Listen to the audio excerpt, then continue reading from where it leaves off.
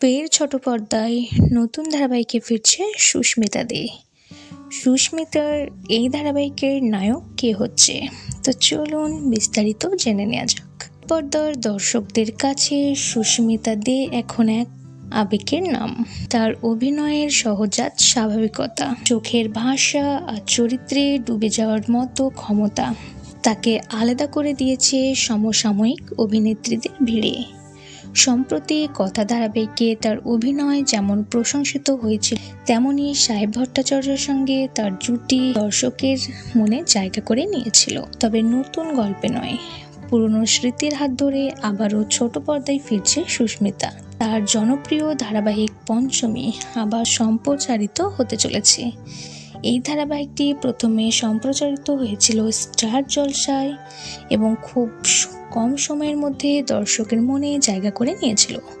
যদিও মাত্র 8 মাসেই শেষ হয়েছিল এই ধারাবাহিকটি, তবুও এর জনপ্রিয়তা এতটাই ছিল যে আজও দর্শক এই সিরিয়ালকে মনে রেখেছে। এই ধারাবাহিকে সুস্মিতার বিপরীতে দেখা গিয়েছিল রাজদীপ গুপ্তাকে।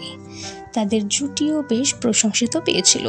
গ্রামীণ পটভূমির রহস্য আর আবেগঘন গল্প সব মিলিয়ে পঞ্চমী ছিল এক অন্য স্বাদের সিরিয়াল। তাই এই ধারাবাহিক আবারও ফিরছে।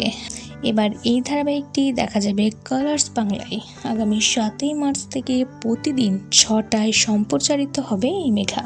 নতুন দর্শকের কাছে গল্প পৌঁছে দেওয়ার পাশাপাশি পুরনো ভক্তদের জন্য একটি বড় সুখবর।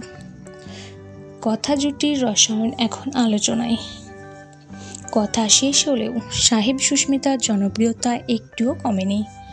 দর্শকরা এখনও তাদের নতুন প্রজেক্টের অপেক্ষায়। সোশ্যাল মিডিয়ায় এই জুটির পুরনো ক্লিপ, রোম্যান্টিক দৃশ্য কিংবা অনস্ক্রিন মুহূর্ত ভাইরাল হয় প্রতিনিয়ত। শুধু তাই নয়, গুঞ্জন ছড়িয়ে পড়েছে।